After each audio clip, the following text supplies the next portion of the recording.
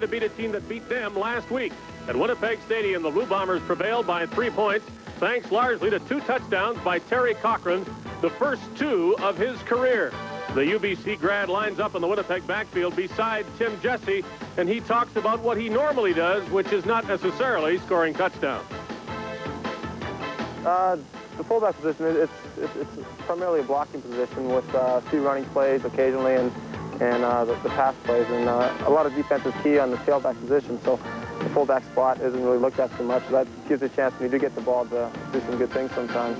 And every time you get the ball, I look forward to getting a first down or something like that. Cochran's opposite number in Calgary's lineup is Tim Petros, one of the busiest Canadian running backs in the CFL. Petros is beside Lorenzo Graham, and the Stampeders say both of them will be busy on this evening. The fullback, running back, to say is not really, it's just what position they line us up in. We're both sort of the same back. We're just backs. And however we line up for one play, whoever's getting the ball. And we have tendencies to give the halfback to save the ball more, but we're going to try and break those and spread the ball out more evenly. Good evening, everyone, and welcome to McMahon Stadium in Calgary. I'm Dave Hodge with Nick Bastaya on the Canadian Football Network. Second game in just about a week, so we should talk about what happened last week and how it might affect what we will see tonight. The Stampeders didn't sack Sean Salisbury last week. Can they win if they don't sack him tonight? Not if he's throwing like he did last week. He completed 69% of his passes, and that's a phenomenal number. And the only way to stop him and James Murphy from having a big game is to put him on the seat of his pants. Well, Murphy is factor number 2. 10 catches in the first 5 games of the season. Suddenly 6 last week for 156 yards, and James Murphy perhaps single-handedly turned that game around. He sent Junior Thurman to the non-active list, too, for Calgary, and the Stampeders will try to cover him with Chris Major tonight. Yeah, they feel good about having Chris Major in there. He had 14 turnovers last year to his credit, so they need that production in there, and I'm sure that James Murphy's also looking for good competition tonight. He holds the single-season record with 116 catches.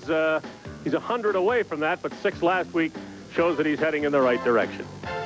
The Blue Bombers and the Calgary Stampeders soft coverage. The Stampeders have been very good at returning kickoffs. They'll have to stop Lorenzo Graham on the opening kickoff of this game. And they don't do a terrific job of it, do they? No, they sure didn't. Again, coach's big concern, pin them deep in their own end, set the tempo of the game. And obviously Calgary's come out to play hard, and they're going to set the tempo of the game by getting good field position for their offense. Mike Riley says if it doesn't work this way, we'll start kicking the ball on the ground. Well, a good return by Graham gives Danny Barrett and the Calgary offense good field position. Stampeder 52-yard line to start this game. Bargain basement Barrett, you might say, came from the Argonauts, where he was a third stringer, and he is rather firmly installed as the starter and first stringer here in Calgary. Graham promises to be busy. Stan Mikowas knew that and made the first tackle of the game.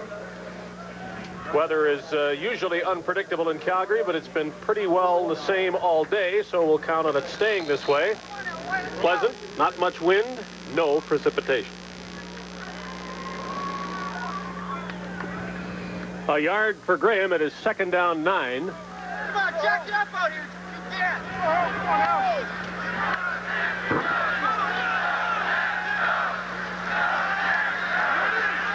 Barrett faced a rush, hit a new slot back. Andre, they call him Glowworm Alexander. Larry Koharich is quite excited about having the glowworm in his offense this week. He replaces Mark Zeno. He felt that Mark Zeno really wasn't comfortable with the offense yet, and he was hesitant. And he figures to get him the ball a lot tonight. That's Alexander, because once he catches the ball, he has the ability to run. He's not a big guy. He's very elusive. This is like a homecoming for Fresno State receivers in the Calgary offense. Larry Willis, Brock Smith, and now Andre Alexander are all from Fresno State. Brent Matich is from the University of Calgary, and he'll punt, standing at his 45-yard line. Nice high punt. He did not have a good game in Winnipeg, and that was a key to the game. The Bombers decide to let it go to the end zone and give up the single point rather than field the ball at the 2 or 3 yard line, and that was probably a very good decision. Calgary scores the first point of the game, but the Bombers will bring the ball out in decent shape. It didn't backfire on them that time, but you've got to be very careful, because when it hits the turf, you don't know what direction that ball's going to bounce. It can be unpredictable. They were lucky that time. If it had bounced back to Matich, might have been able to get down there and recover it, as he did last game. He only averaged 30 yards last week, and Bob Cameron was 13 yards per punt better than that. He punted 7 times. That's over 90 yards in punts. Here's a guy who's close to 1,400 yards passing this season. Sean Salisbury, and only 6 interceptions. That last number, one of his most impressive. Jesse reaches for the 40-yard line at a 5-yard gain. Good pursuit by the Stampeders, but this is one of the very best running backs in the league, Tim Jesse. Tim's starting to feel real comfortable with the Winnipeg offense. He came in last year, wasn't really sure what he was doing out there, and just ran on instinct. Now he understands how the plays are supposed to develop. And the great thing about the Canadian field is you seem to be running forever sideways, and when you get tackled, you end up making 5 or 6 yards. One of his most impressive stats, his average per carry, 6.2, a little bit under the average that time, but that 6.2 average is better than Gil Fennerty's, for example. The Stampeders stop another Winnipeg run and force the first punt of the game by Cameron. Jesse again taking Sean Salisbury's handoff. Well, obviously, right off the bat, they want to establish a bit of a running game, and they realize that Calgary's going to be key in their passing attack, and take some pressure off that and get the running game going early. Cameron is the leading punter in the Canadian Football League, average 44.5. It's the 3rd straight week he has led the league in that department, and interestingly enough, only one other week in his entire career was he the CFL punting leader. So he is sort of enjoying this stay at the top and would like to remain there for the rest of the season. Despite his numbers, he's always been considered one of the very best punters in the league for reasons other than distance, perhaps. Sean Faulkner took that one on the run, and the Stampeders will scrimmage the ball. I've interviewed him, Nick. You played for him, and you have described him quite appropriately, I think, as the genuine article. We'll talk a bit more about last year's Grey Cup winning coach, Mike Riley, after we watch the Stampeders' first down play.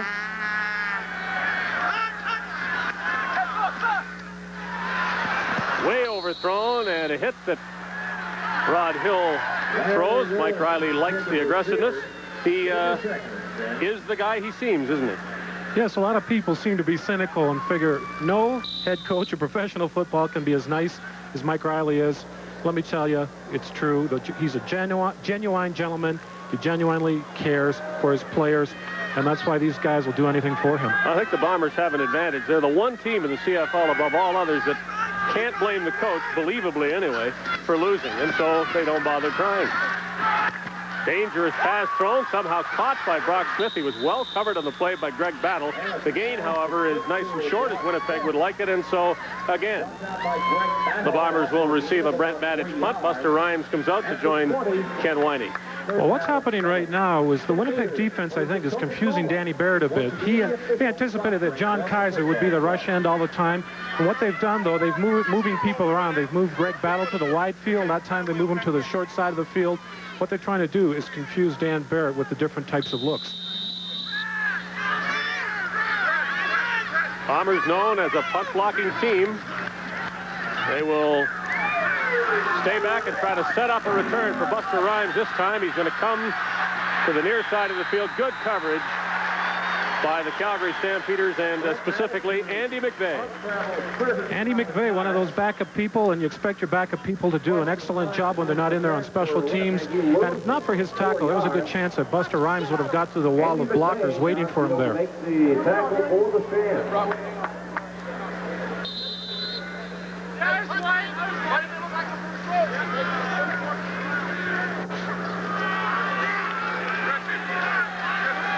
Got a long way to go to approach those numbers the way this game has started. Salisbury, a little play action on first down. Throws an interception right into the arms of big Joe March, who runs it to the 30-yard line. The receiver wondered where the ball was. I think Salisbury did too. And for a minute, March wasn't sure. But he said, I have a chance to run with it, and that's exactly what he did. Well, this is something that Calgary needs right away. Turning the tempo around. You see the fake in there, and Salisbury's going to try and do a lot of what they did last week. Get the ball thrown to the back. March, of course, has been watching film all week, realizes where the ball's going, times his leap well, and gets his first CFL interception. That's only the 7th pass picked off against Salisbury this season. Barrett throws it deep. man is wide open for the touchdown. And that's Larry Willis, who wanted more work, just like James Murphy had been complaining. Willis starts off to do what Murphy did last week.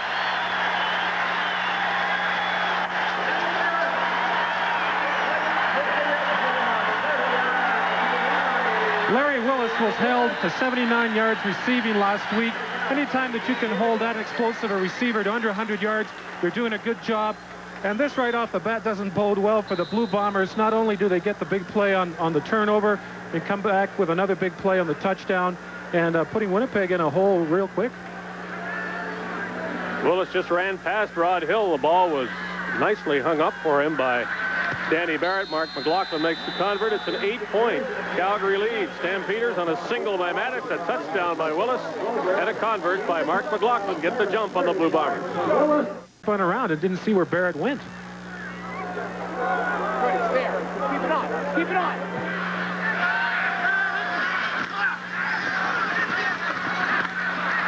Graham, good running to the 30. That's Lorenzo Graham on the Lorenzo Graham needs to handle the ball more, and Larry Koharich feels that that's going to be one of the keys of this game. That he was responsible for more than 100 yards and offense last week from special teams and receiving and rushing, so he's an integral part of that offensive team. They got him from the Argonauts. They're using him more each game, it seems, and expecting big things out of Lorenzo Graham. 2nd and 5. Stampeders will be short of the first down. Michael Gray is on top of the ball carrier, who is Tim Petros. Michael Gray's playing extremely well this year. He came into training camp, and one of the first things he said was that I'm going to have a Shenley type of year, and he's leading the team with 5 sacks, and he's leading the lineman with, that's his 20th tackle on the season. He's playing extremely well, and he's setting an example for the rest of that defense. Well, Larry Koharich will give up the dice. Just one gamble per drive, it seems. Mark McLaughlin will come in and try to make a field goal. Anything they get here is accredited to the gamble on 3rd down earlier. It'll only be 1 point. McLaughlin missed a makeable field goal early in last week's game, and that didn't help the Stampeders. Their lead is increased by only 1. Took them almost 12 minutes to get a first down. The Blue Bombers do move the yardsticks on that catch by Tuttle. Baby helped out of bounds, shoved would be a better word, by Vernell Quinn, as now the Bombers have moved into Calgary territory, and that is close to another first down. They do have it. This is good. Salisbury's involving all the players on his offense right now. Again, pay attention, keep sharp. I may be throwing the ball to you. Don't fall asleep on the field. We may have to go to you, especially if I get in trouble.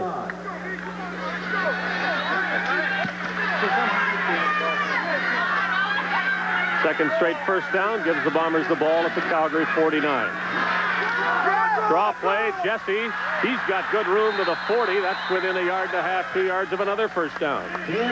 Well, in this situation, you set up the Calgary defense. You throw the ball a couple times. They may be anticipating the pass that time, and all the offensive linemen have to do is turn their man outside. You don't need a great block in this situation. Just screen the defender away from the running back and let him make his own hole, let him pick his own way through there. After the ball.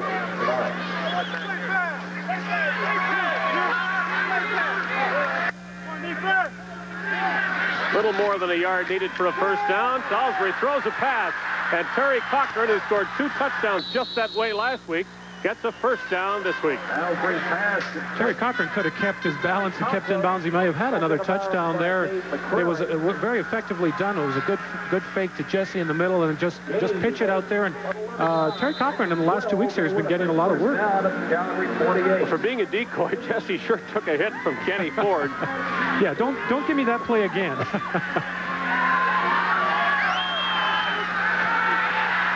Salisbury over the middle, and same thing for Randy Faby. He didn't have the ball either, and took a lick from David McCrary, and he won't get up too quickly. Hank Landry there to remind him just how badly he feels. David McCrary's hitting anything that moves out there. And once again, they send in a halfback blitz. This time, Salisbury had a little more time to read it. And he's going to throw where that halfback comes from because there's one less defender in that area. Unfortunately, the ball was overthrown. Maybe gets a rest. Deserved, we'll say. And watch this to find out why. Oh. Rick House comes into the game.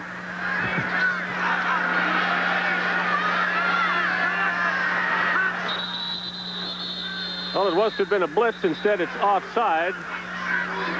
Joe Marks trying to get closer to that ball again. He liked the feel of it when he intercepted. Chris Walby pointing and doesn't have to because everybody in the park saw it.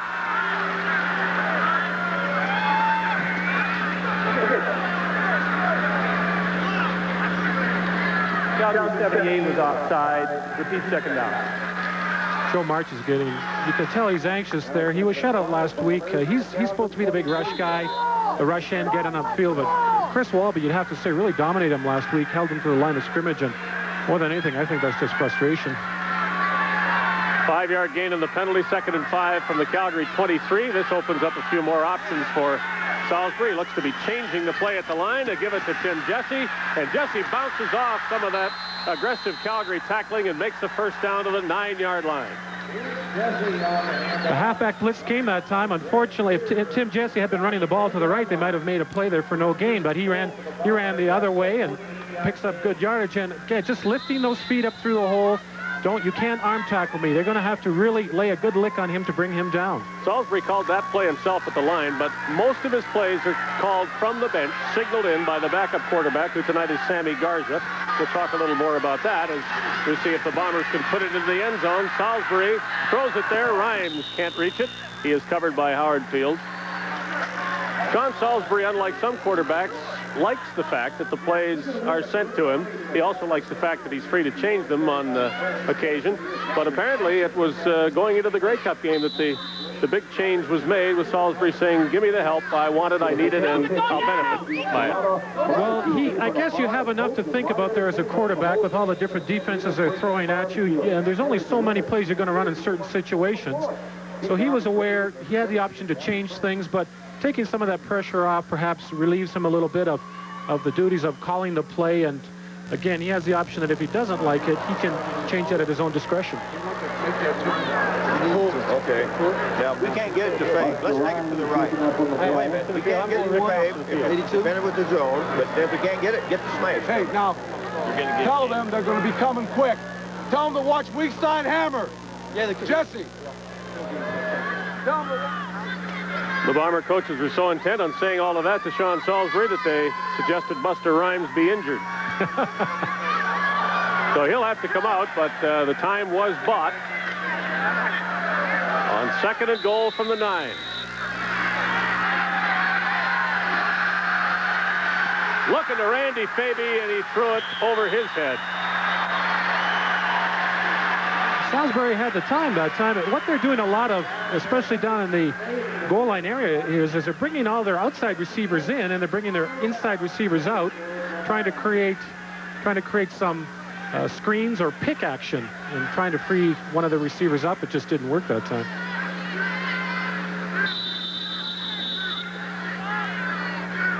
Well, the Bombers on what might be the last play of the first quarter. Actually, if they snap it soon, there'll be time for one more. We'll try to break Calgary's shutout. And Trevor Kennard has no trouble doing it. There is 1 second left. As Kennard puts 3 points on the scoreboard to match his sweater number, it's now a 6-point Calgary lead. Definitely a moral victory that time for Calgary. Winnipeg, has got to be a little bit concerned the fact that they bring it down in there, and boy, you hate to come away with 3s instead of 7s. That's a concern. You finish those drives. There's no point going 90 yards and then not getting the touchdown.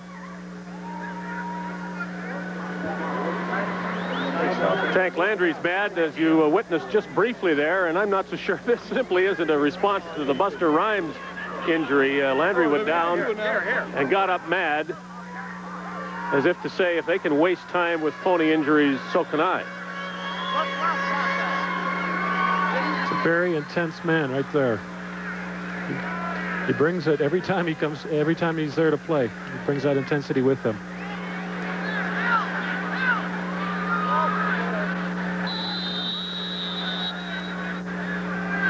Following Kennard's field goal, here is Kennard's kickoff to Ron Hopkins, one of the most dangerous men if he has the football. That kick returning, and fumbling it didn't help him. No, it didn't. That's certainly a challenge to the Winnipeg cover team. holding him to less than 20 yards of carry. First quarter ends with the hometown Stampeders in front, 9-3.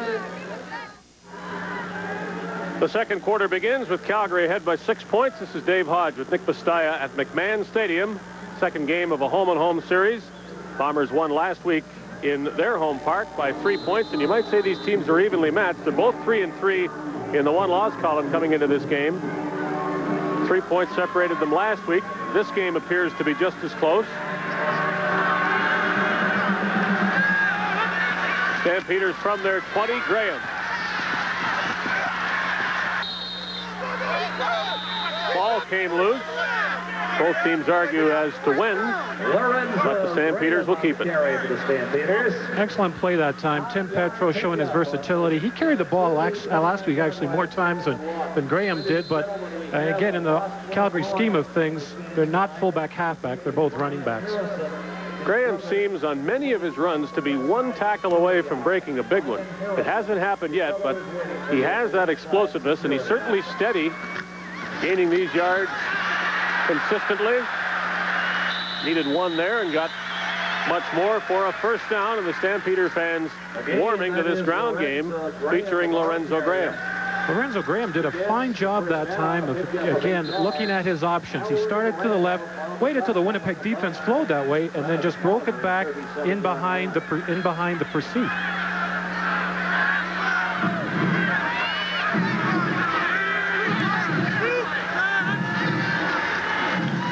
Well, I want to keep doing it.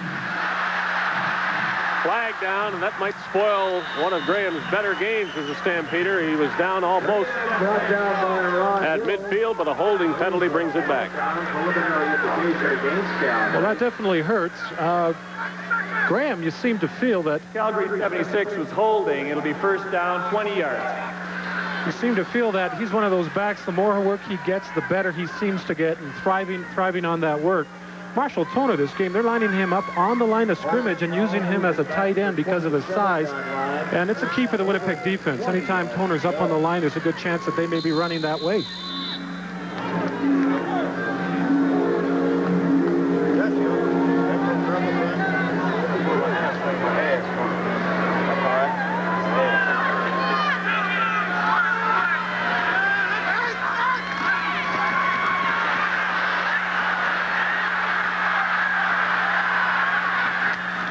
Scrambling at its best by Danny Barrett, and Alexander's on the receiving end of a catch.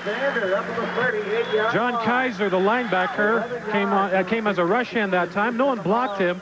Now, unfortunately, what happened was when he gets there, you may have underestimated Danny Barrett's athletic ability. He's got to come under control and make that play. He loses to contain, allows Barrett to escape, and big play.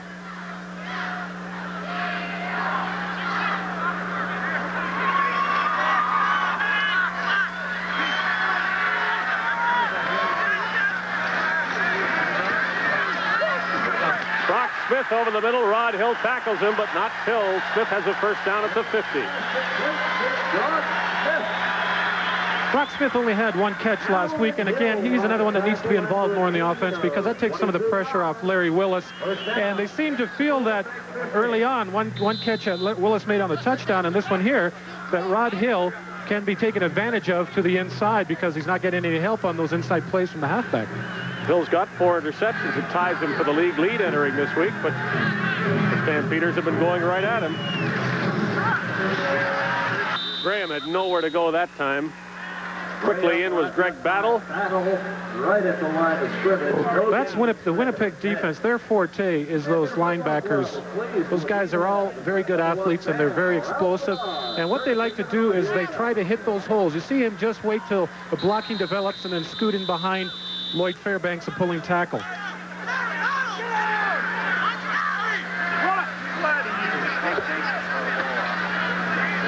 Time is out for another Winnipeg injury. Stampeders were all set to snap the ball, and they're not terribly pleased at the way this game is being interrupted by Winnipeg injuries, be they legitimate or not.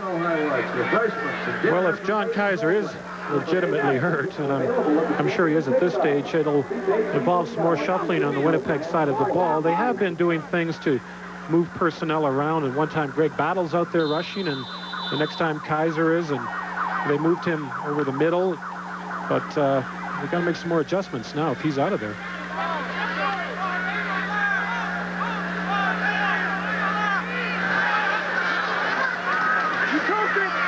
Second down, and Barrett throws it long. Willis came back to the ball. He just about caught it. Nice adjustment by Larry Willis. I think Barrett was basically throwing the ball up and hoping that something like that would happen. It almost did. Well, they seem to feel they know where they're going to go and they know what they're going to try and do. This time, what happened is that Rod Hill played a short flat. He played up and turned Larry Willis over to the halfback. The only problem is the halfback is a long way to go to get over there and cover Willis, and that's not easy to do. He had to go to the ball awkwardly, but one look at the replay suggests he perhaps should have caught it.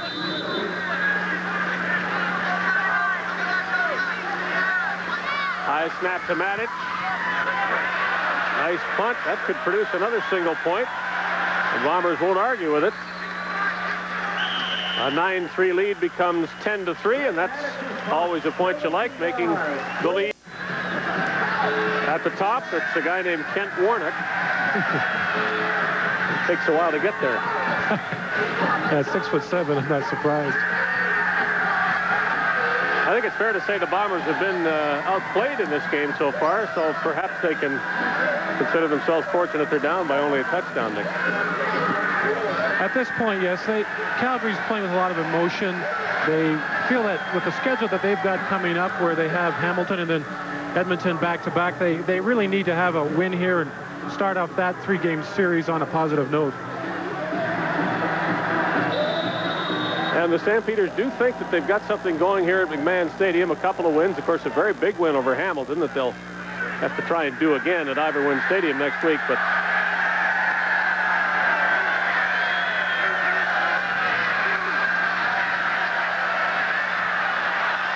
Murphy is alone. And how did he get that far alone? James Murphy waited a long time for the ball to come down. He is at it again. I guess that they felt James Murphy had a big game last week, but if you think we're not going to use him or we're going to use him strictly as a decoy, you're mistaken. All he does is just runs out, breaks it down inside, and leaves Chris Major to his outside, and big play, and it may improve the tempo of the game for the Bomber offense. 48 yards. He's on his way to another 100-yard plus game, which was a key to last week's win for the Blue Bombers. Jesse eluded 2 tacklers in the backfield. A good play on him by Kenny Ford. Make sure he doesn't gain very much. We are told now, and we'll attach an apology to it, that Buster Rhymes is not playing and won't play the rest of the game. Mike Riley and the Bomber coaches, if you'll remember, the Bombers were down close to the Calgary goal line, wound up getting a field goal, and they clearly wanted Sean Salisbury at the sidelines, and Riley was asking for somebody to go down. Perhaps he didn't realize that Rhymes already was down. So he is injured and out of the game as the Blue Bombers get right back into the game, a convert away from tying it. And that's Perry Tuttle. If you give Sean Salisbury the time, he's going to kill you, and this is exactly what's happening. Even with David Black out there, Scott Rettle has done a fine job of replacing him, and they don't seem to be missing a beat right now, especially on their passing attack. Calgary brings extra people. They can't get there in time, and all they seem to be doing right now, the Bombers with Murphy and Tuttle, is working that middle seam or working that post pattern and having a lot of success with it. Perry Tuttle happy. Trevor Kennard is too, as the game is tied at 10-10. It takes one big play like that to wipe out any advantage that Calgary might have had on the scoreboard and otherwise.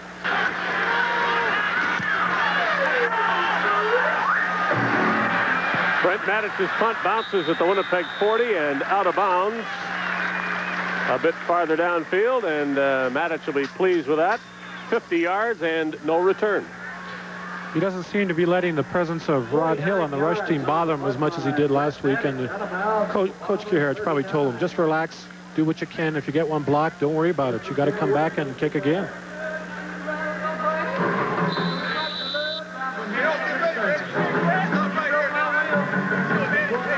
first down, Winnipeg in a 10-10 tie. The Bombers are at their 39-yard line. Calgary got the jump in this game, 9-0. Since then, Winnipeg has had the advantage. Screen to Jesse. Tim Jesse made about 3 yards strictly on his own. He had no blocking help, managed to get up to the 42, maybe the 43-yard line. Tim Jesse was a little too anxious that time to get the ball, and what happened is that rather than just turning, catching the ball behind his lineman, he had a tendency to he drifted out there way ahead of his blockers, and they weren't able to help him. An excellent play by Doug Landry that time to evade the blocker and help get in on that tackle. There's 5, 6 of them around there. Call it a 3-yard gain to the 42. Landry sets up quickly again. Boy, they're going to that side a lot, and with success. Murphy, does he have the first down? I don't think so. The Stampeders couldn't prevent the completion, but did a very good job of making sure that Murphy didn't get the first down. Those little, you see James Murphy limping there, and I don't think they can afford to lose him.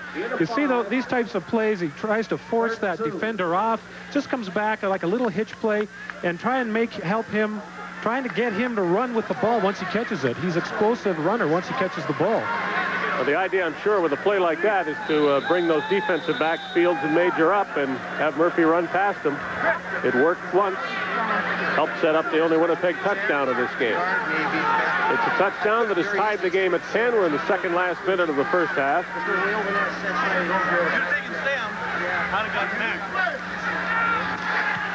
Cameron took most of the time allowed. He's not having his best night. Faulkner fielded it on the run. Flags go down. 33 yards on the foot by Cameron. Then Faulkner on the return. There is a flag down. He got about 6 yards on the run back. James West on the tackle.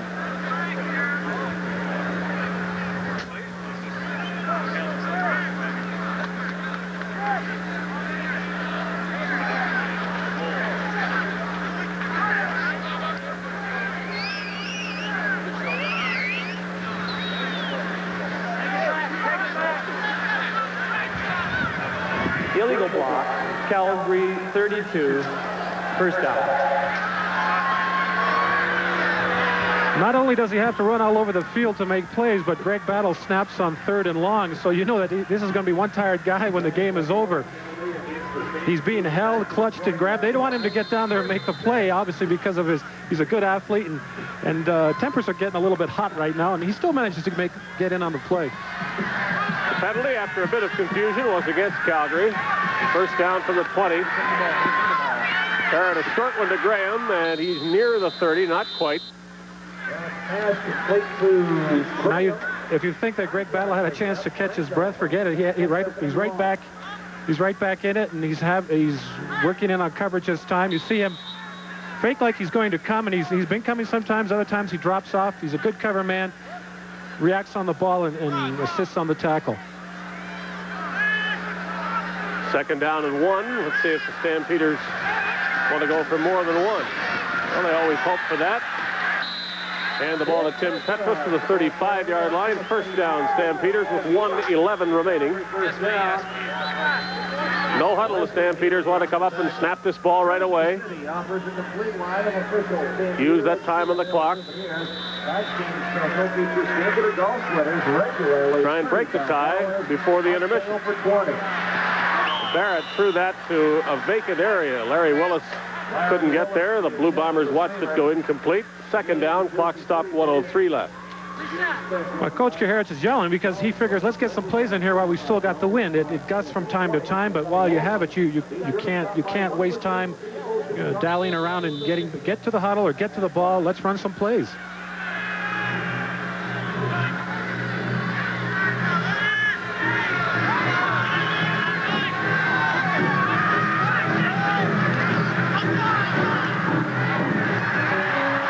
Willis had it in his hands. The coverage was there, but he didn't hold it.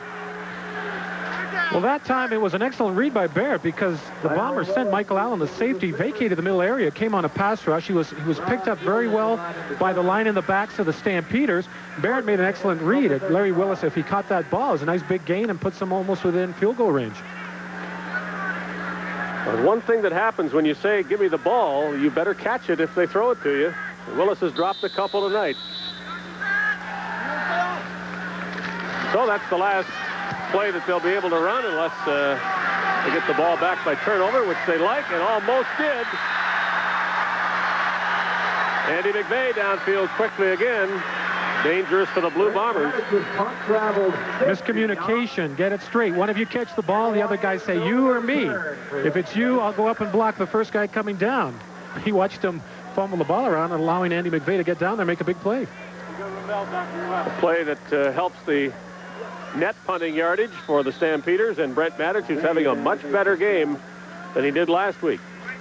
Well, let's see what the Blue Bombers do from their 24-yard line. 50 seconds remaining in a tie game. Salisbury really telegraphed the pass to Jesse. Decent gain out of it nonetheless, as Kenny Ford is in on another tackle. As we've said before, Ken Ford, Doug Landry, Vernal Quinn, extremely active linebackers. One thing they do very well is when they see where they see who has the ball, they move up very quickly, and they come with good force. They just don't make the play. They really punish the ball carrier.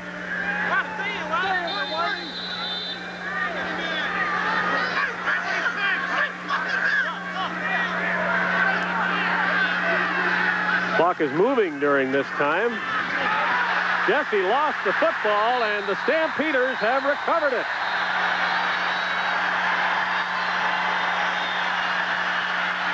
That's what gives coaches gray hairs. You're near the end of the half. You're deep in your own end and turning the ball over. And Tim Jesse's going to fumble some balls in his career because of his particular running style. He doesn't crouch when he runs. He's a straight up and down runner. He exposes a lot of his body. He doesn't protect the ball with his body. He exposes a lot of his body because of his tendency to run up and down. You put the hat on the ball and knock it loose, and big turnover. Stampeders, half a minute to go. Chance to score from the 31 of the Blue Bombers.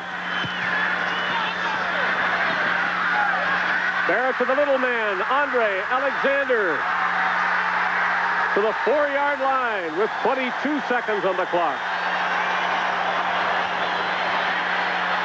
Daryl Sampson misses that play, allows the glowworm to catch that ball, and again, we see some of his ability to run once he catches a ball, and that's why he's in there. It was a Winnipeg turnover that set up Calgary's first touchdown of this game, an interception by Joe March. Now, Tim Jesse's fumble has the Stampeders try to score again. Graham didn't make it, and time is of the essence with 10 seconds showing. Barrett will call a timeout, and that's wise. 2 plays left, and you think the Stampeders will use both of them. I guess you could, if they escape, if the Bomber defense escapes with 3 points here, I guess you could call it a moral victory. So anytime you hate to go into halftime and just having a touchdown scored against you, it's very upsetting, and it really, you go in on a down note at halftime and you don't feel good about yourselves. I don't think there's any way the Stampeders will have Mark McLaughlin kicking a field goal. They've got 10 seconds left. They have 2 downs left if they need them, and they're a yard and a half away from a go-ahead touchdown. Lots of time to decide what to call. Petros and Graham are in there. Barrett can run too, of course. Graham dives. Bombers kept him out, and the ball comes loose. Could be a Calgary touchdown if the Stampeders have it, but they don't. It is Winnipeg ball as the turnover goes the other way. Lorenzo Graham didn't hold it. I think Lorenzo Graham tried to leap he was too far away to try and leap that time. He had no power in his legs to get that ball over the goal line. He's got to take that ball up in there as tight as you see how far away he leaps from the goal line, and he may have even hit that ball with his knee on his leap. He's got to come in right behind those offensive linemen and use their momentum to carry him over. It wasn't a hit that caused this one, and really I don't think Jesse was hit to fumble his football either. Stampeders did some arguing that they recovered the ball, but when the pile unfurled, it was clearly in a Winnipeg player's hands, and so the Blue Bombers will say enough of this and go down on one Sean Salisbury knee. He'll have to do it again with 4 seconds to go, so a great chance for the Stampeders to score is wiped out by their second turnover of the game. And you see they've got Tim Jesse deep in their formation that they're lining up with right now, and really, that's just to prevent in case Salisbury fumbles the ball, Calgary picks it up. Tim Jesse's really a safety there, and he's going to just ensure they don't score. Well, the way the ball's been bouncing around, I suppose that's a very good assignment for Tim Jesse. The first half ends with the score tied. It is Winnipeg 10 and the Calgary Stampeders 10. Stay with us. Calgary 44-yard line. It's Graham. The Bombers have him wrapped up. Holding on is Stan Mikowas, the big man in the middle. Stan Mikowas' job is to provide stability in the middle. It's a thankless position to play, nose tackle. You usually have 3 or 4 guys taking shots at your knees, your legs, and hitting you, blindsiding you from different sides. It's thankless, but Stan Mikowas does an excellent job in the middle. Now, the thankless job is the one you used to do. We mentioned his name 3 or 4 times already tonight. Makes tackles and gets the close-up. Not always the offensive lineman. Danny Barrett would have liked more help from his offensive lineman as Romel Andrews makes the play. Barrett showing a bit of frustration as he hustles to the bench and slams the football down. The Winnipeg defense, 2 big plays to start this half as there's some pushing and shoving going on. We won't worry about that, though, as we watch the replay. Well, what happened that time, they put Romel Andrews on the same side as Michael Gray, and you got 2 big, strong guys pass rushing from that side, and not going to let Barrett get a chance to get his reads. The last Bomber to leave as Calgary's ready to punt. You look at Maddox's average 50 yards was James West. He was in the middle of a shouting match. Maddox a bit of a wobble on it, but nice distance as the wind is blowing at Calgary's back in this third quarter, and the Bombers bring it out to the 25-yard line. At the back comes at you. Coach Ron Simonson talking to Romel Andrews and just giving him a few pointers. So I'm sure you made a sack, but, you know, we can always do this a little bit better. 30 straight. All right. 30 stands good. The backfield look outside, you got to run. But on pass, he's out there, so you got to control. You got that? Yeah, we got it. Bomber ball at their 26-yard line.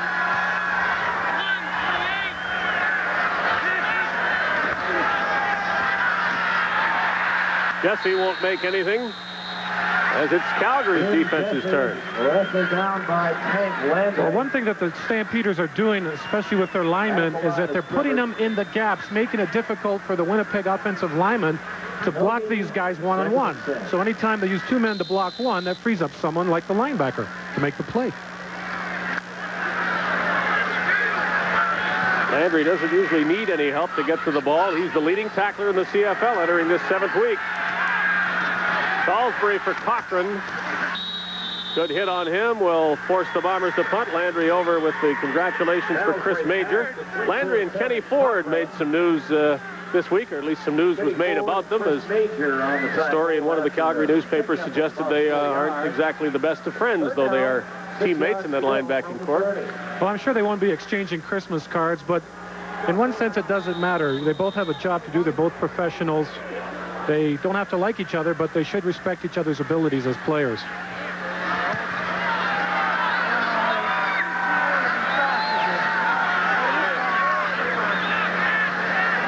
Cameron into a wind that has stiffened since the start of the game. Wobbly snap to him. Cameron, though, kicks the ball very well into the wind. Faulkner looking for room. He's at the 40-yard line. Win at Ottawa. Every game the Bombers have played has been very close, just as this one is. I guess you could call those character builders. Penalty on the last play. The punt return gives the Stampeders the ball at midfield. It was a no-yards penalty against Winnipeg. Barrett sees no receiver. He'll make a yard or 2 by himself. But things just aren't going too smoothly for the Calgary offense. Well, one thing that the Winnipeg defense is doing effectively is shutting off Barrett's avenues of escape. We know when he gets in trouble, he likes to run up the middle. But what they're doing is they're plugging up the middle, not letting him get away. He gained 2 to the Winnipeg 53. It is 2nd and 8. 11.5 minutes left in the third quarter. A 10-10 tie between the Bombers and the Stampeders. Barrett throws this one up. Clearly too far. The moment he threw it, you knew that nobody had a chance at it. It was a good job that time by the offensive line in the backs of the Stampeders to pick up the blitzing linebackers and the linemen, enabling Danny Barrett to have some time to throw that ball. Unfortunately, Brock Smith was just squeezed out. He ran out of room on that sideline, and it was an effective job of squeezing him out.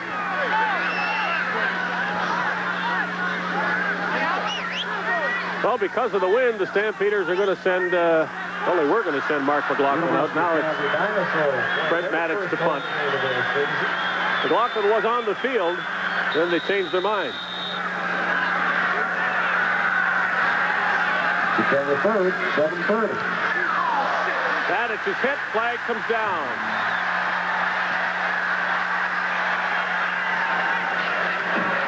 Stampeders stay well away from the ball, and that's wise. Brent Maddox was hit as the Bombers came close to blocking it, but with that contact comes a penalty flag. Well, Rob Prodanovic, because they're anticipating that they're waiting for Rod Hill to try to block it off to the side, Winnipeg is coming up the middle with their rush. And it's very difficult for Prodanovic or Mikwas, whoever's in there, to avoid the kicker, because really you have to try to angle off if you miss the ball. He wasn't under control. Winnipeg, number 78. Unnecessary roughness. Calgary, number 35. Unnecessary roughness. Winnipeg, number 32. First down, Calgary. Well, the penalty that matters, though, is the one you saw. The contact by Prodanovic on Brent Maddox. It gives the Stampeders a first down. So, first and 10 Stampeders at the Winnipeg 43-yard line. Ball near the Winnipeg 42. So penalties have moved for Calgary. Nothing else lately. Option, quick pitch to Graham. He's outside with room at the 30. To the 20-yard line, Lorenzo Graham. Credit Marshall Toner with an excellent block that time. He's one of those guys that is willing to do anything to help the team out, and that's what makes him a true professional. This time he just works from the outside in, cuts off some of the pursuit, allowing Lorenzo Graham to take that pitch on that option play and turn it up for big yardage. And this is an effective play. They used it early in the game. They should be coming back to this more often. A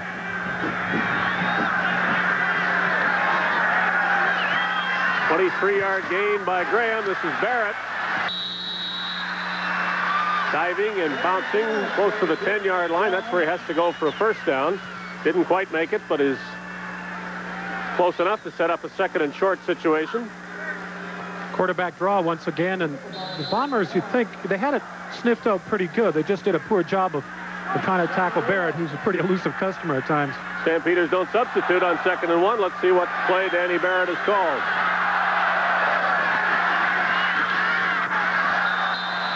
Petros, all he wanted was a yard, and it appears to be all he's got. What Barrett does there, and he's been doing this with Petros, he fakes the pitch outside to Graham, tries to get that defense to react outside, and then just hands it back up the middle to Petros where the hole should be. And they've had some success with that play tonight, and there's no reason why they shouldn't get it here. Take an offensive break for your first and goal lottery ticket available. First down won't come without a measurement first, but they do have it. You could win up to $50,000 instantly.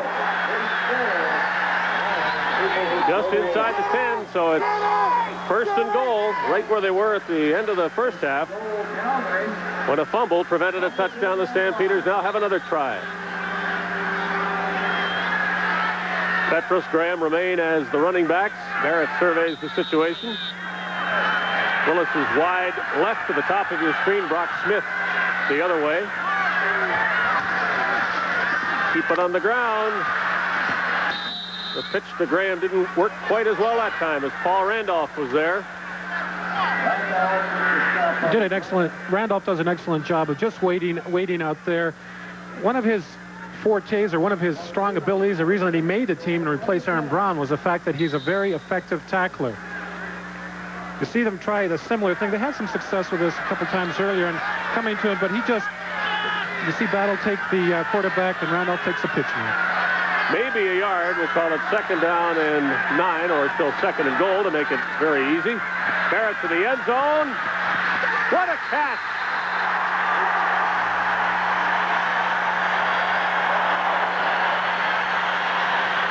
Brock Smith Didn't look as though he could catch it, but he knew where the ball was, and that was the difference.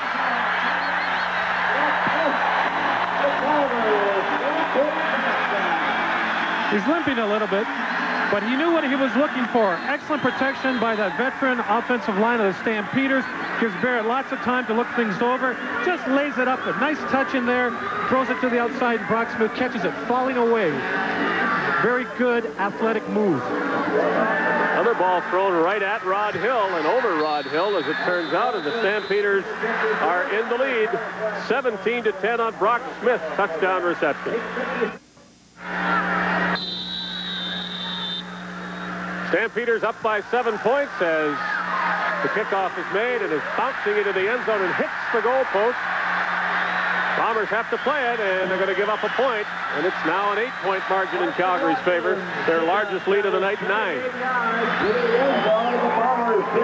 As we mentioned earlier, Brock Smith really makes a tremendous play here. It's a good athletic play. And you hear people say that Danny Barrett is not going to scare you with his throwing. Well, let me tell you, he makes as fine a throw here as any quarterback playing the game. Just real good touch on the ball, lays it where only Brock Smith's going to get it and says, hey, it's easy. That completion makes him above 50% tonight, and 2 touchdowns. Really the biggest number there for Danny Barrett. Calgary 18 and Winnipeg 10. The Bombers, after giving up the point, scrimmage at their 35.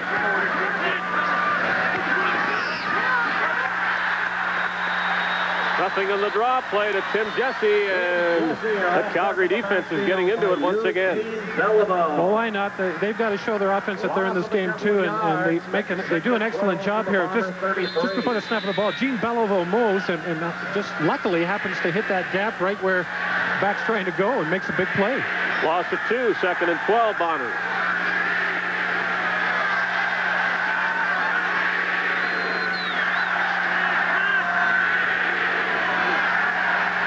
Flag comes down as the ball is caught by Rick House.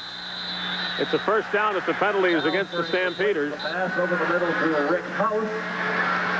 McCrary and Peterson on the tackle after a 14-yard gain. Rejuvenated Rick House. He's happy to be back in Winnipeg, and I think that's going to show in his play. Calgary 74 was offside, but the penalties declined. It's first down. And one thing I've always liked about Rick House is the fact that this guy, he is definitely a clutch receiver. He's one of those guys that comes up big in those important situations in playoff games. He's a money player. Well, I think we can call this an important situation in a league game. The Blue Bombers would have had to turn the ball over. Now they get to keep it and get something going, down by 8 points in the third quarter. Salisbury throws it deep. Ken Winey is in the game and almost caught the ball. Seemed to reach around the Calgary defender, grab him, and pull him to one side before he went to the ball, and that's the argument that Tank led.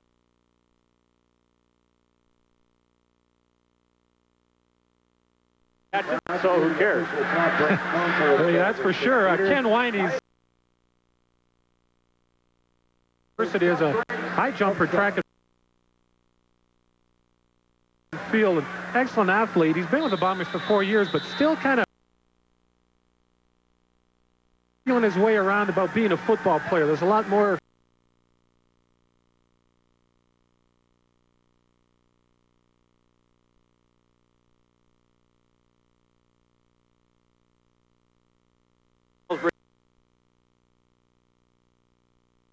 As it was.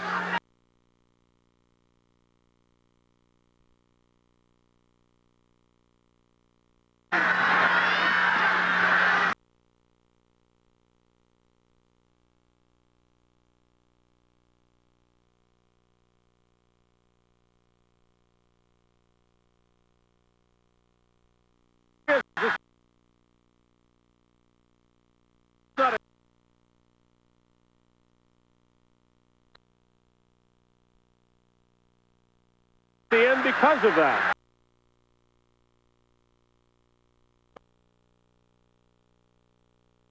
Fine job of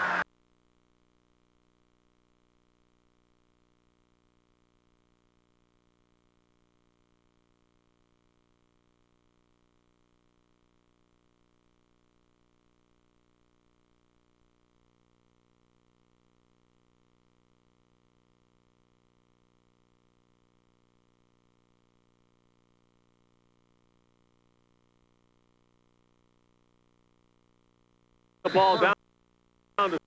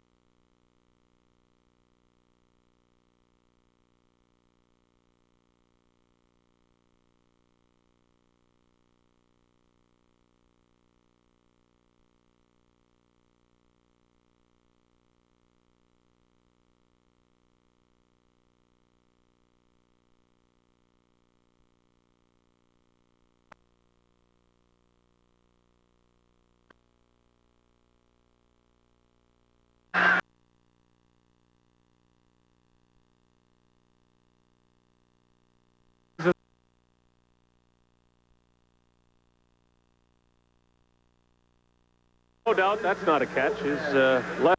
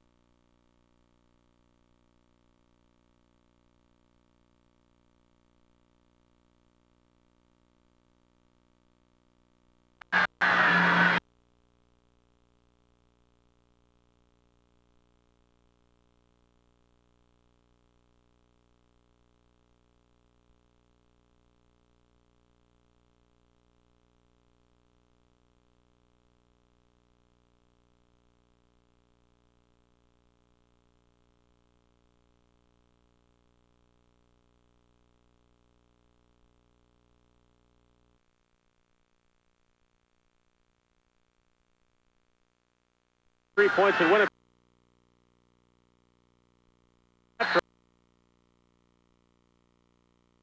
First down at the 25.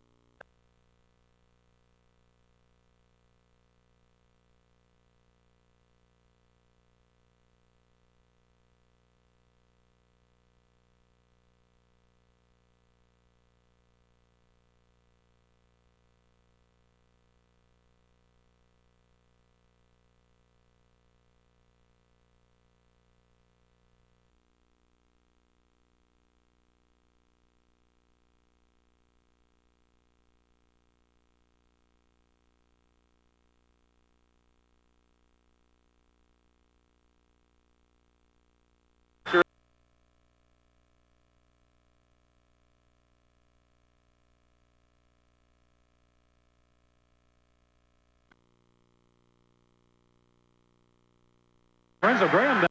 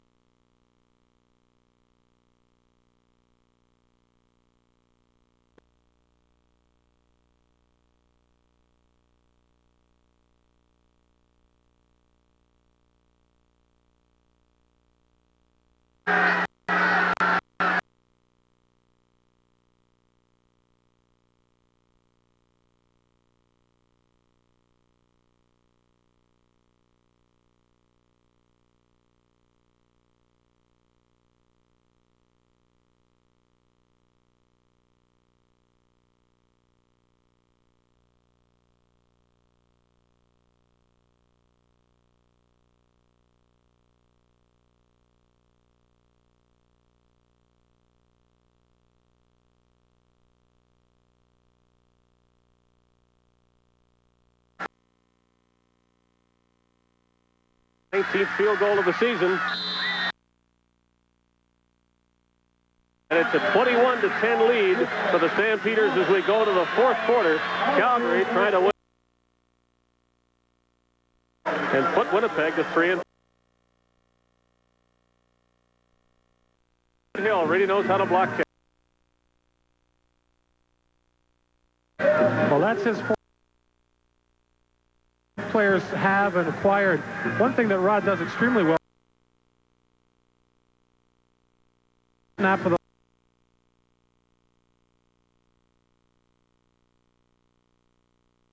get the jump. Even bother. Oh, I think it would have been wasted effort that time. A quick field goal was kicked. Hill is having to guard Calgary receivers, and the way the ball is being thrown there. Energy for that. So it's an 11-point Calgary lead. Is quarter, and time for the Blue Bombers to get the offense going. Now, Sean saw he's had. He's done a little bit. Throw the ball into coverage.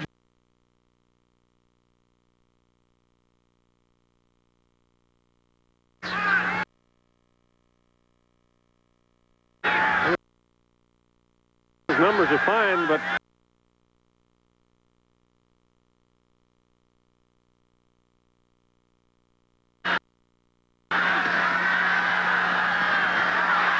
Brickhouse dropped the ball. And I don't think Winnipeg's fooling the Stampeders with that particular play. It really hasn't worked all night. Well, what they're doing is a thing that they had so much success with Terry Cochran last week. Wide receiver and the slot back across the field and flooding the areas in the middle of the field with a whole bunch of pick one. Of course, the Stampeders saw that all last week.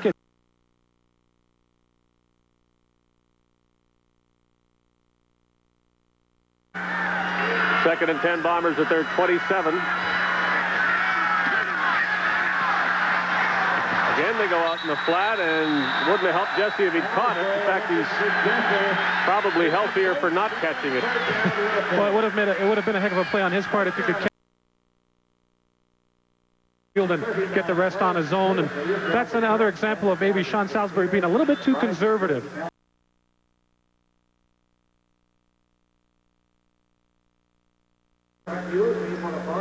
Well, he had some success in the first half. Of course, Murphy has come up lame in this game, and I guess Perry Tuttle maybe watched more closely. Punt.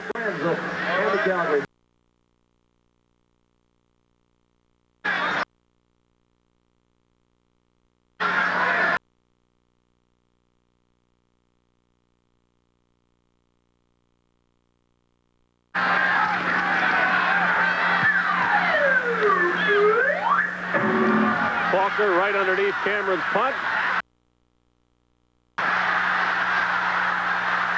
Trying to shake off Randolph. Turned by Faulkner near midfield. Good shape as the Stampeders scrimmage offensively once again. The unsung heroes, I guess, on the coaching staff are always the assistants, and fell to put in a new system for the Bombers. And you talk to the players on the Blue Bombers, and they like this system. They feel it really takes advantage of the talent that they have on hand. And there's an old Hall of Famer, John Helton.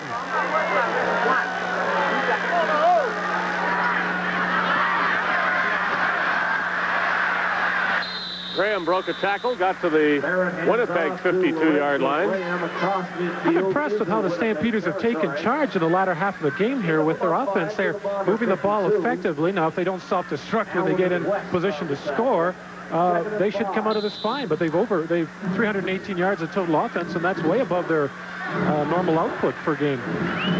5-yard gain for Graham, 2nd and 5 for the Bomber 52.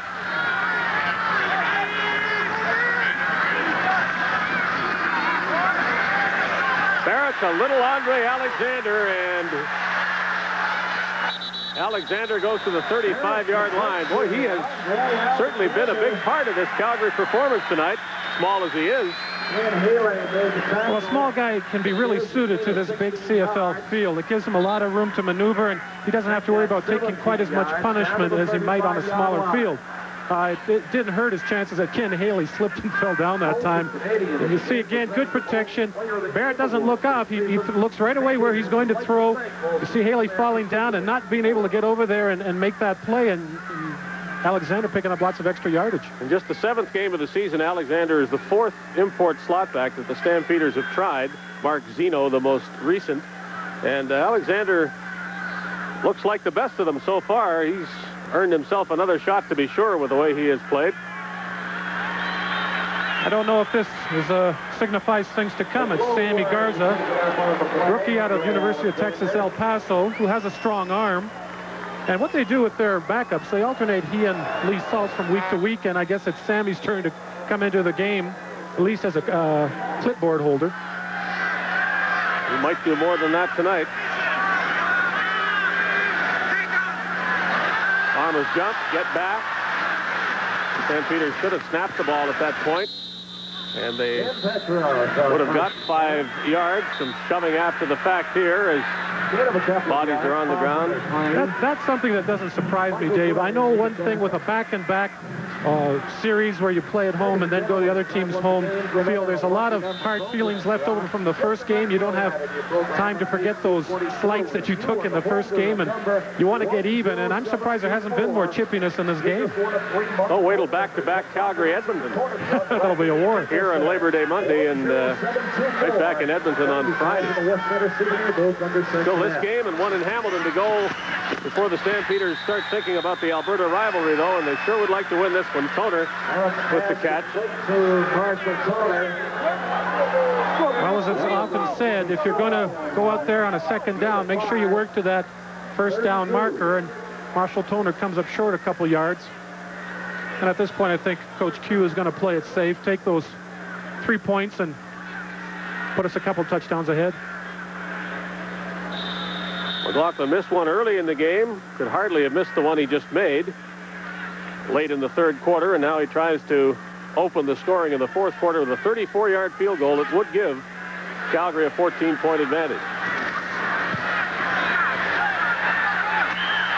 Easily done. Stampeders 24 and the Bombers 10. Stampeders give up the ball. Danny Barrett was a long time getting up after this play ended, and let's take it from the beginning.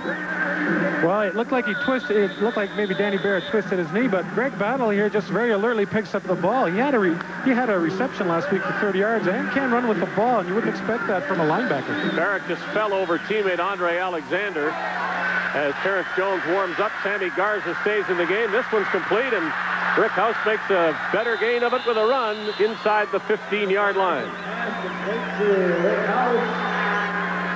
Rod Hopkins made the stop for the Stampeders. Just good swarming defense by the Blue Bombers, and one guy hold them up, the rest of you go after that ball. We need the ball back for down, and that's exactly what they do.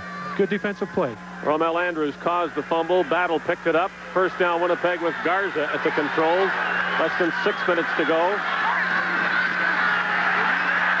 Jesse eluded 2-3 in the backfield. They finally get him as he dives back trying to get to the line of scrimmage.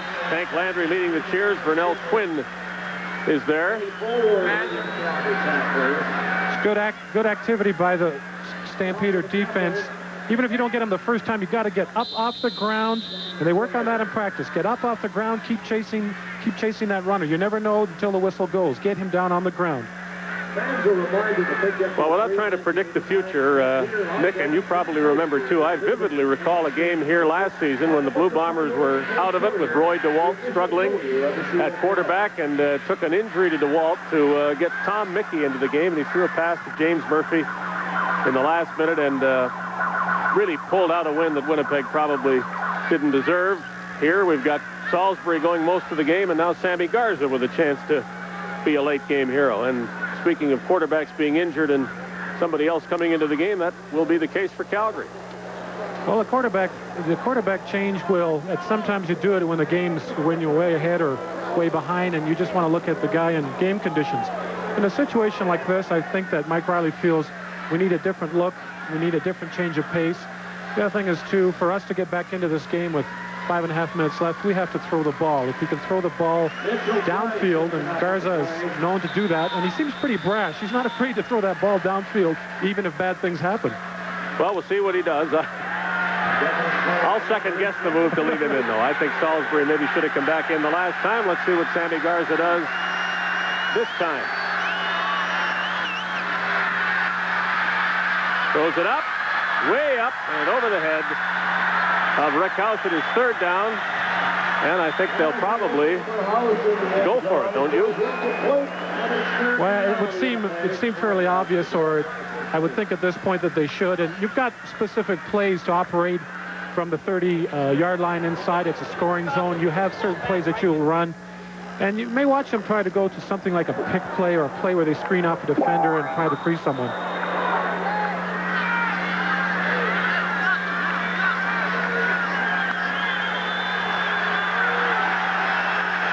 Third down for the 15-yard line. They have to go inside the 5. Remember, they lost on first down. Garza throws it.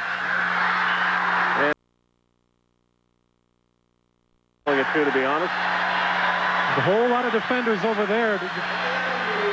Read it perfectly. Played it well. Get the ball. And I think the Stampeder defense, even though they haven't at times had great pressure, and the Winnipeg quarterbacks have been very effective in the things that they've done. See Garza backing up rather than turning his shoulders and getting into a back pedal. It gives him a better read. He can see both sides of the field that way instead of just one side. Well, we're anxious, and so said Larry Kuharich. Was he anxious to see Terrence Jones? He didn't want Danny Barrett to have to get hurt, and that's the case. But Jones does come in with a 14-point lead, less than 5 minutes to go, and they'll ask him to be conservative, and that's probably the best way for him to get his feet wet.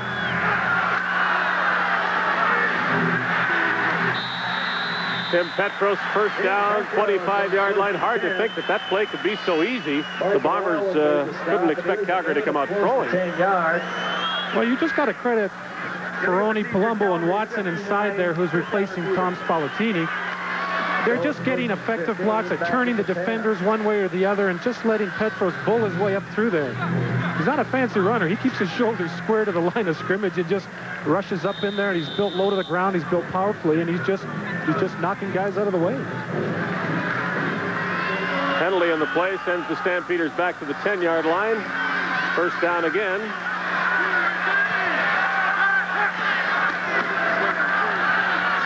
Jones gets out of there quickly. He can run just like Danny Barrett can. He takes a hit. Just past the 10-yard line for a short gain. West greets him and says, "Welcome to the league." Terrence Jones. James West is a competitor, and when he's going after guys here, he says, never mind this form tackling, I'm going out and hunt some heads. And this is the second time tonight, and he's lucky he didn't get called here either, because tackling high up around the shoulders and the head might get you a penalty. You see how quickly he closes when he realizes that Jones is going to run with it. A second and long for Terrence Jones. Let's see if Larry Kuharich will have him put it in the air. That's probably wise. It's an inauspicious debut, I guess, but probably told him play conservative unless the guy's really wide open. Just eat the ball and we'll punt it out of danger.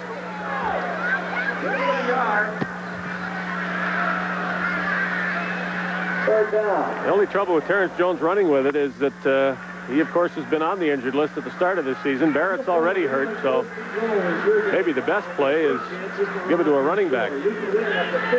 Now they have to block for Matic, who's in his end zone, a yard behind the line, getting ready to punt. Bombers will come and try. Matic gets it away. Not a terrific kick, but anything is better than a block.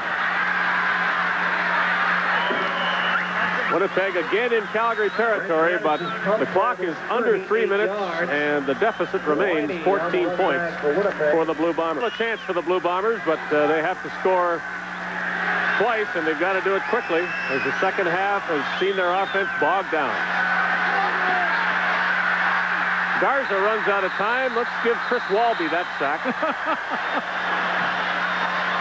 Garza wrapped up by Gene Belleville. You ever get a sack? Not that I'm going to admit to. Sammy Garza, he had good time initially. He's just got to make a quick read and get rid of the ball. And good coverage by the Calgary secondary. You find him scrambling now. And first of all, he says, don't come this way. That'll make the highlight reel. A loss for the Bombers. 8 yards. Garza's throwing for dear life now. Interception. Nice catch by Fields, and he'll run with it, too. So 2 interceptions for Sammy Garza, as he is baptized in CFL play, and that makes the win seem a little bit more certain for the Stampeders. 2:14 left, 14-point lead. Well, a perfect example of when a rookie quarterback comes in. A lot of times he's not familiar working with particular receivers. And I would say that the quarterback probably made the misread because there was none of the Bomber receivers around that ball, just Calgary defenders. He thought the receiver was going to do one thing, and the receiver did something else. In the box! In the box!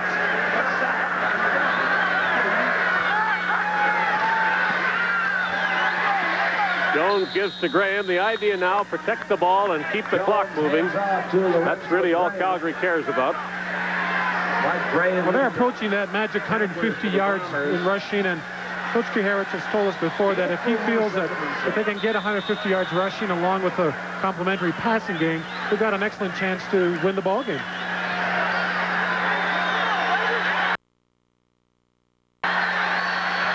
Well, it's not been a great night for the Calgary offense, but their defense has really rung up this victory more than anything else.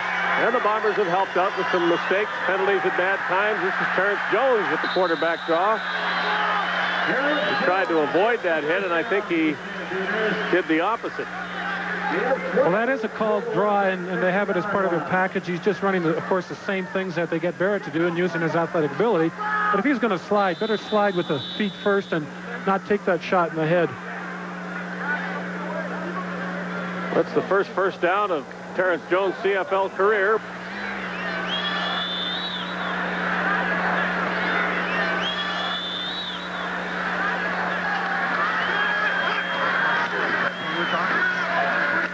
Stampeders run again and protect the ball. You know, Nick, what would concern me if I were Mike Riley isn't necessarily the 4 losses. It appears this will be the 4th, but there are 3 victories. They've beaten Ottawa twice, and at home they beat Calgary by 3 points. Their 3 wins don't exactly say a whole lot about the Bombers. No, they're not where Mike Riley wants them to be. I mean, they won the Grey Cup, that's fine, but they still were a 9-9 team last year. He says there's no feeling that he can sense anyway that the players will be satisfied with the same thing. Try to win the Grey Cup from a 500 league record this season. They could probably coast into the playoffs, but you know, they finished second last year. They won't be able to coast to second place this season. No, I know they can't be happy with that particular amount of production from their offense. I mean, they do. You know, they're going to get to 300 yards offense, but that's, you know, you need more than that in this league, and there's got to be some concern about stopping the running game also, because right now Calgary is just using a meat grinder approach and just eating up loads of time late in the game when Winnipeg needs the ball. Guess who they play next week? Gil Fennerty, who hasn't had a big game for a few weeks, but could have it, or might try next week as the Argos play the Blue Bombers. Both teams next week at Winnipeg Stadium will be under the gun, I think.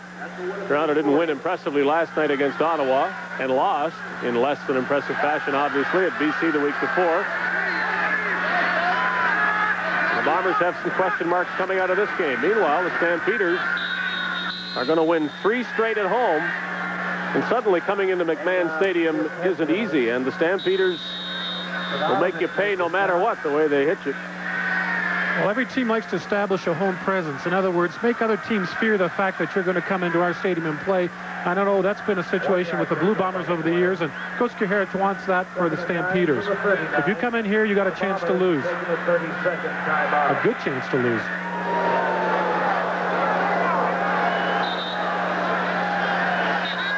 Rick House became Sean Salisbury's favorite receiver in the second half, and part of the reason might have been James Murphy's injury, which hasn't helped the Bombers, whether it's Salisbury or Sammy Garza quarterbacking.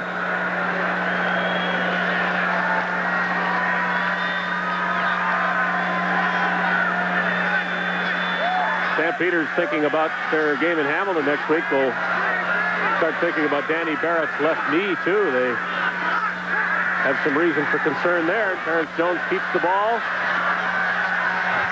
Throws a completed pass. Impressive play by the rookie as Toner gets up swinging at Les Brown. Now they're talking. Well, that's a nice play by Jones. Again, using his athletic ability, he executed a good fake that time and broke contained to the left and has Marshall Toner working across with him and just threw the ball there. And obviously some of the frustration is starting to show with the Blue Bombers. And like we said earlier, back-to-back games will at times create some bad feelings.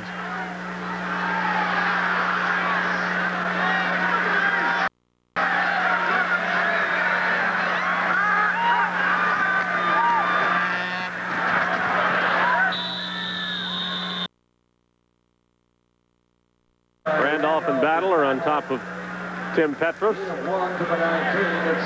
Tim Petros has certainly become the workhorse here late in the game, and I'm sure he appreciates that. And it's great that the coach has a lot of confidence in a Canadian veteran like that.